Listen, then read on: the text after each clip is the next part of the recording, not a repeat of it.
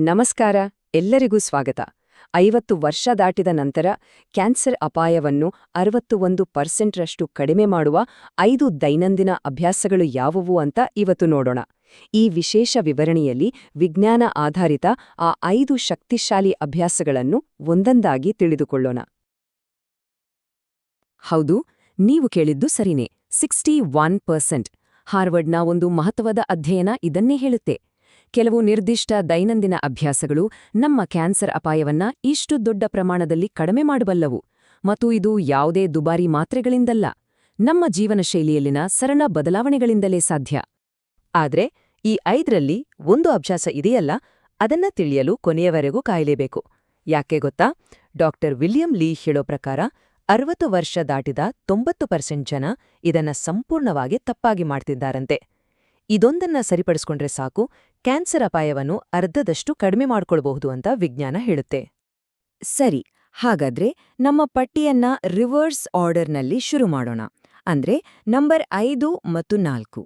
ಇವೆರಡೂ ನಮ್ಮ ದೇಹದ ಆಂತರಿಕ ಆರೋಗ್ಯಕ್ಕೆ ಅಡಿಪಾಯ ಇದ್ದ ಹಾಗೆ.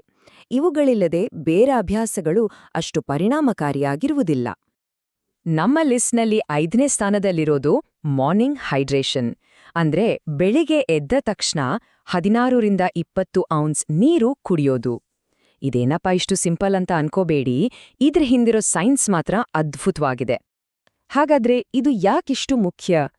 ನೋಡಿ, 55 ವರ್ಷ ದಾಟಿದ ಹಾಗೆ ನಮ್ಮ ಮೆದುಳು ಬಾಯಾರಿಕೆಯಾಗಿದೆ ಅಂತ ಕಳಿಸೋ ಸಿಗ್ನಲ್ಗಳು ವೀಕ್ ಆಗುತ್ತೆ. ಇದರಿಂದ ನಮಗೇ ಗೊತ್ತಿಲ್ಲದಂತೆ ನಮ್ಮ ದೇಹ ಡಿಹೈಡ್ರೇಟ್ ಆಗುತ್ತೆ. ನೀರು ನಮ್ಮ ದೇಹದ ಆಂತರಿಕ ಕಸದ ಲಾರಿ ಅಂದ್ರೆ ಲಿಂಫ್ಯಾಟಿಕ್ ಸಿಸ್ಟಮ್ಗೆ ಪವರ್ ಕೊಡುತ್ತೆ. ಇದು ನಮ್ಮ ಸೆಲ್ಸ್ಗಳಿಂದ ತ್ಯಾಜ್ಯವನ್ನ ಹೊರಹಾಕುತ್ತೆ.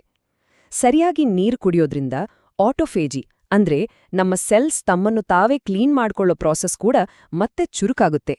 ಹಾಗಾದ್ರೆ ಇದನ್ನ ಅಭ್ಯಾಸ ಮಾಡೋದು ಹೇಗೆ? ತುಂಬಾ ಸಿಂಪಲ್. ಬೆಳಗ್ಗೆ ಎದ್ದ ತಕ್ಷಣ ಕಾಫಿ ಟೀ ಕುಡಿಯೋ ಮುನ್ನ ಸುಮಾರು 20 ಔನ್ಸ್ ಫಿಲ್ಟರ್ ಮಾಡಿದ ನೀರು ಕುಡೀರಿ.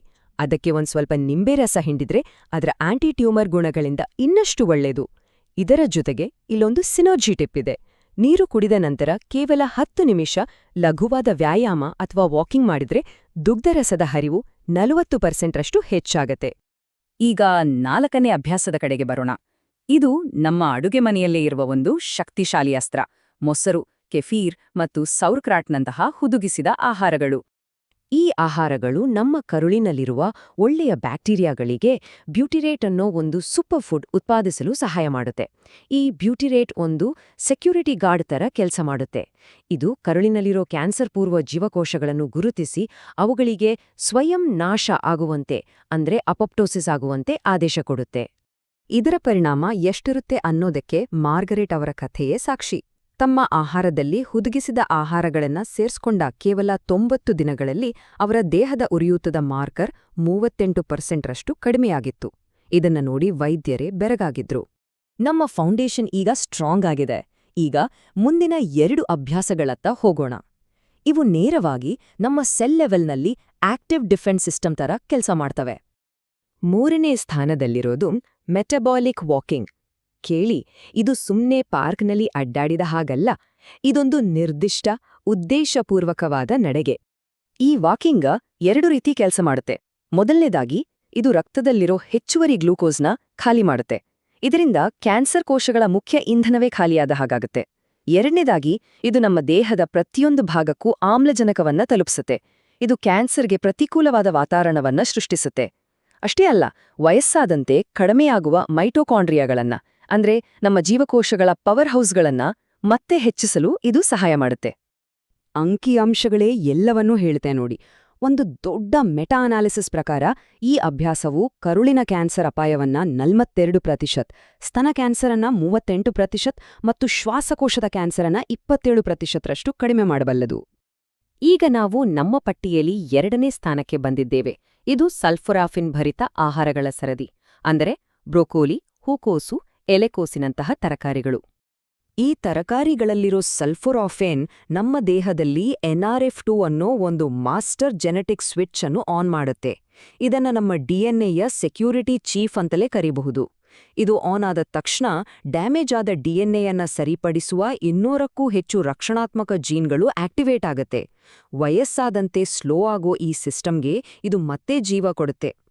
ಆದ್ರೆ ಇಲ್ಲೊಂದು ಬಹುಮುಖ್ಯವಾದ ವಿಷಯವಿದೆ. ಇದನ್ನೇ ಹೆಚ್ಚಿನವರು ತಪ್ಪು ಮಾಡೋದು. ಬ್ರೊಕೋಲಿಯನ್ನ ಅಡುಗೆ ಮಾಡೋ ವಿಧಾನ. ಅದನ್ನ 140 ಡಿಗ್ರಿ ಫ್ಯಾರನ್ಹೈಟ್ಗಿಂತ ಹೆಚ್ಚು ಬಿಸಿಯಾಗಿ ಬೇಯಿಸಿದ್ರೆ ಸಲ್ಫರಾಫೇನ್ ಉತ್ಪಾದನೆಗೆ ಬೇಕಾದ ಮೈರೋಸಿನೇಸ್ ಅನ್ನೋ ಎನ್ಸೈಮ್ ನಾಶ ಆಗತ್ತೆ.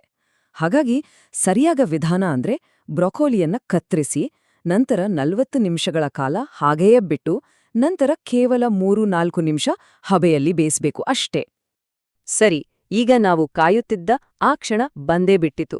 ನಮ್ಮ ಲಿಸ್ಟ್ನಲ್ಲಿ ನಂಬರ್ 1 ಕ್ಯಾನ್ಸರ್ ತಡೆಗಟ್ಟುವಿಕೆಯಲ್ಲಿ ಅತ್ಯಂತ ಪ್ರಬಲವಾದ ಮಾಸ್ಟರ್ ಸ್ವಿಚ್. ಮತ್ತು ಆ ಮೊದಲನೇ ಅಭ್ಯಾಸ ಬೇರೇನೂ ಅಲ್ಲ, ಪುನಶ್ಚೈತನ್ಯಕಾರಿ ನಿದ್ರೆ. 1 ನಿಮಿಷ.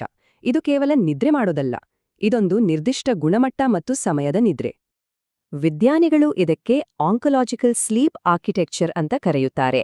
ಇದರರ್ಥ ಆಳವಾದ ನಿಧಾನ ಅಲೆಯ ನಿದ್ರೆಯ ಹಂತದಲ್ಲಿ ನಮ್ಮ ದೇಹದ ಅತ್ಯಂತ ಶಕ್ತಿಶಾಲಿ ಕ್ಯಾನ್ಸರ್ ವಿರೋಧಿ ವ್ಯವಸ್ಥೆಗಳು ಜಾಗೃತಗೊಳ್ಳುತ್ತವೆ. ಈ ಆಳವಾದ ನಿದ್ರೆಯ ಸಮಯದಲ್ಲಿ 2 ಅದ್ಭುತ ಪ್ರಕ್ರಿಯೆಗಳು ನಡೆಯುತ್ತವೆ. 1, ಗ್ಲಿಂಫ್ಯಾಟಿಕ್ ಸಿಸ್ಟಮ್ ನಮ್ಮ ಮೆದುಳಿಗೆ ಒಂದು ಪವರ್ ವಾಶ್ ಕೊಡುತ್ತೆ. ದಿನವಿಡೀ ಸಂಗ್ರಹವಾದ ವಿಷಕಾರಿ ತ್ಯಾಜ್ಯವನ್ನು ಹೊರಹಾಕುತ್ತೆ. 2, ನಮ್ಮ ದೇಹವು ಮೆಲಟೋನಿನನ್ನು ಉತ್ಪಾದಿಸುತ್ತೆ. ಇದು ಕೇವಲ ನಿದ್ರೆಗೆ ಸಹಾಯ ಮಾಡುವ ಹಾರ್ಮೋನ್ ಅಲ್ಲ, ಇದು ಟ್ಯೂಮರ್ ಬೆಳವಣಿಗೆಯನ್ನು ತಡೆಯುವ ಮತ್ತು ಕ್ಯಾನ್ಸರ್ ನಾಶಕ ರೋಗನಿರೋಧಕ ಕೋಶಗಳನ್ನು ಉತ್ತೇಜಿಸುವ ಪ್ರಬಲ ಆಂಟಿಆಕ್ಸಿಡೆಂಟ್ ಕೂಡ ಹೌದು.